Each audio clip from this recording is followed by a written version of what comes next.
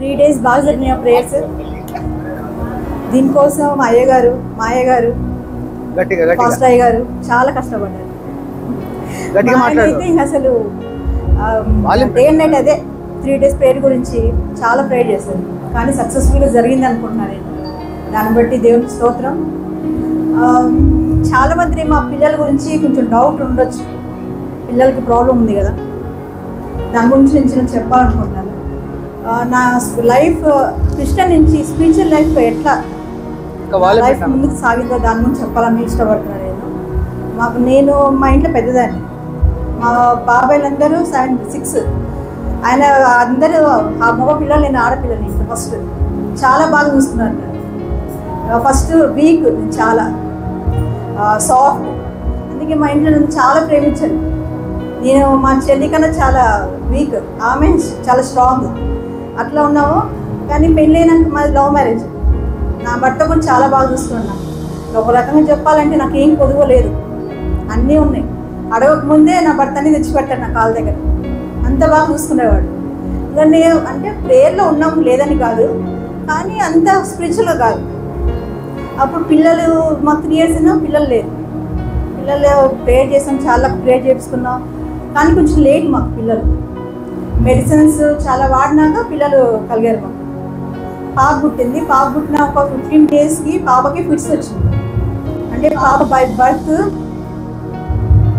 Birth head size చిన్నగా ఉంది. తన పిల్లలు పుట్టే నార్మల్ సైజ్ కన్నా చాలా చిన్నది. దానివల్ల ఫ్యూచర్లో ప్రాబ్లం రావచ్చు, రాకపోవచ్చు అని చెప్పారు. కానీ డిశ్చార్జ్ ఇంటికి వచ్చినాక 15 daysకి ఫిట్స్ వచ్చింది పాపకి. అడ్మిట్ చేసాము. ఒక 1 month 2 months మెడిసిన్ వేసాము, బాగానే ఉంది. మళ్ళీ పాపకి 7 years ఉన్నప్పుడు వచ్చింది ఫిట్స్. ఎట్లా కంటిన్యూగా అంటే నియర్లీ 14 times వచ్చింది పాపకి ఫిట్స్. అసలు పిల్ల బాగా స్పీచ్ అంతా బాగున్నది. సడన్గా డ్రాప్ అయిపోయింది పాప కిందికి. అంటే మేమేం చెప్పిన అర్థం కాదు, మాట్లాడలేకపోతుంది. నార్మల్ స్కూల్కి పోయే పిల్ల స్కూల్కి పంపించేసింది. అంత ప్రాబ్లం అయింది పాపకి. కానీ దేవుని దాన్ని బట్టి కొంచెం పర్లేదు, పికప్ అయింది. తర్వాత బాగా పుట్టాడు. అసలు నాకు మా చెల్లికి మగ పిల్లలు అంటే చాలా ఇష్టం. మా చెల్లికి 3 ఆడపిల్లలు. మా ఇద్దరికి ఒక మగ పిల్లలు ఉండాలని అట్లకి చాలా. మా పెద్ద పాప పుట్టినప్పుడు ఏడ్చింది, దేవుడైతే మళ్ళీ నాకు ఆడపిల్లలు ఇచ్చారు. పాప పుట్టినప్పుడైతే నర్సు సిజరీన్ అది లోపల చెప్పింది, బయట పండగ చేసుకుంటున్నారమ్మా మీ వాళ్ళు, మీకు మగ పిల్లలు లేరా అని. అంత చాలా వెయిట్ చేసాం పిల్లోడి కోసం. నార్మల్ ఇంటికి వచ్చిన బాగానే ఉన్నాడు పిల్లోడు. ఒక 2 years మాకు సార్ తెలిసిన ఆయన ఉన్నాడు, పాపకి స్పీచ్ చెప్తాడు. ఆయన ఇంటికి వచ్చినప్పుడు చూసి బాబుకి ఏదో ప్రాబ్లం ఉన్నట్టుంది, చూపించండి అమ్మ అన్నాడు. మేము అనుకున్నాం మా హస్బెండ్ వాళ్ళ మా మాయకి లేట్ వచ్చినాయి మాటలు, 7 yearsకి వచ్చాయండి. అట్లాగే ఉండొచ్చులే, ఫ్యామిలీ హిస్టరీ, మాటలు లేట్ రావచ్చు ఇలాగే అంటే డాక్టర్స్ అనుకున్నాం.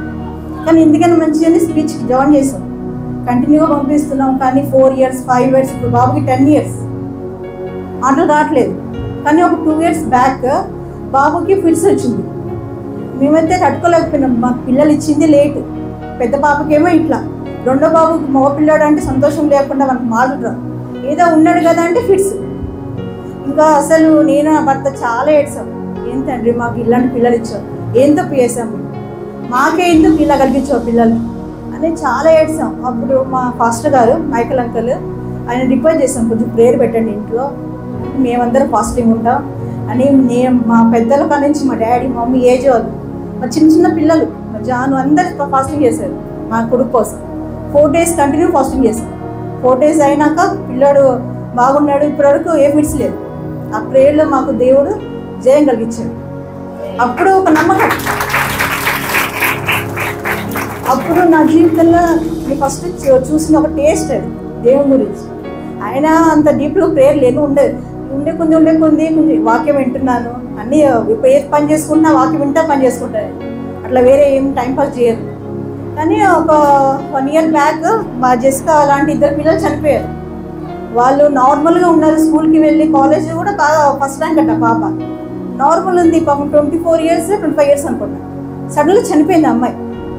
అది చూసిన ఒక 15 daysకి మా జెసికా వెళ్ళే స్కూల్ టీచర్ వాళ్ళ కూతురు కూడా చనిపోయింది. Same problem. నాకు ఇంకా నిద్ర అట్లా మైండ్ అంతా డిస్టర్బ్ అయిపోయింది.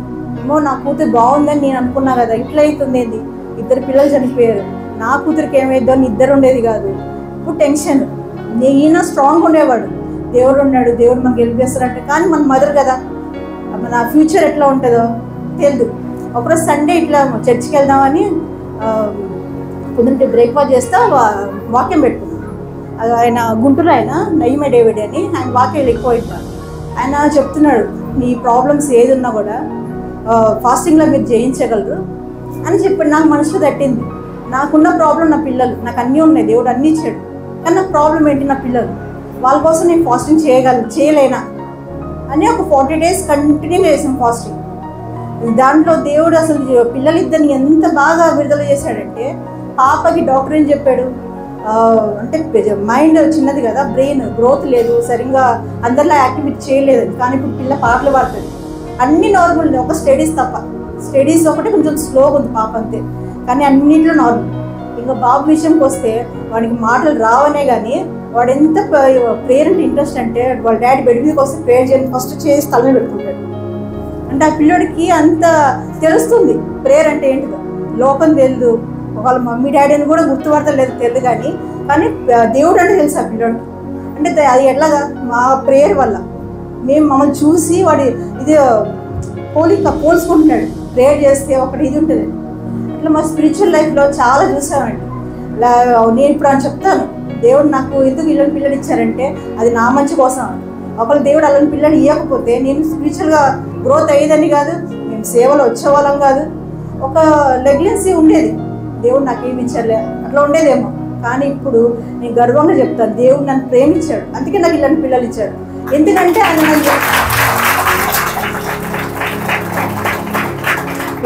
నన్ను ఆయన దగ్గరకు అతుక్కొని ఉంచుకోవాలని నమ్ముతున్నాను. నేను నా ఆశపడే ముందు పిల్లడు మాట్లాడతాడు, వాళ్ళ డాడీతో ఇద్దరు కలిసి సేవకి వెళ్తాడు. మేము నలుగురం కలిసి పరిచయాలు చేయాలని నా కోరిక, నా ఆశ.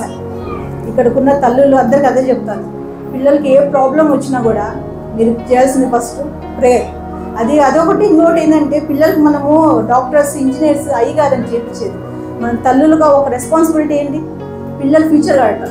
అది డాక్టర్, ఇంజనీర్ వాళ్ళకి కాదండి. ఒక పిల్లోడిని, ఒక కొడుకుని ఫాస్ట్గా తయారు చేస్తే ఆ పిల్లోడు వెళ్ళి ఎంతమంది ఆత్మలు గెలుస్తాడు. దానికన్నా పెద్ద గుర్తుందా? నేనైతే అది నమ్ముతానండి. నా పిల్లలందరూ, మా పెద్ద పాప స్ఫూర్తి డాక్టర్ అయినా కానీ తన స్పిరిచువల్గా చాలా గ్రోత్ అవ్వాలి. అనేక ఆత్మలను గెలిచాలి. ఫస్ట్ నుంచి జాయ్ లాస్ట్ వరకు నా కొడుకు అందరూ. ఇప్పుడు నాకు ఇద్దరు ఫస్ట్ పిల్లలు లేదని ఏడ్చాను. ఇప్పుడు ఎంతమంది పిల్లలు మా ఇంట్లో అసలు తలనొప్పి చేసింది, అంత గోల్ చేస్తారు పిల్లలు, కొట్టుకోవటాలని. వాళ్ళ బాబాయ్ ఉంటే పండగ, ఇంకా ఏం జోక్స్ వాళ్ళు చూడాలి. చూస్తే ఇట్లా సీరియస్గా ఉంటాడు, కానీ ఆ పిల్లల్ని బాగా ఏడిపిస్తాడు. అదే మా కోసం ప్రేయర్ చేయండి, నా భర్త కోసం, నా కోసం, మా పాప కోసం. మా పాప కొంచెం ఒంట్లో బాగాలేదు, 1 week నుంచి ట్రావెల్ చేస్తుంది బెంగళూరుకి. ఈ కాలేజ్ నుంచి పోయింది, వచ్చినాక నుంచి టైర్డ్ బాగుండట్లేదు. 3 days కంటిన్యూగా ట్రావెల్ చేస్తున్నాం కదా, కొంచెం ఒంట్లో బాగుండట్లేదు. ప్రేయర్ చేయండి. మా ఫ్యామిలీలో అందరూ సేవకు రావాలని కోరుకుంటున్నాం. ఛాన్స్ ఇచ్చిన పాప చాలా థ్యాంక్స్.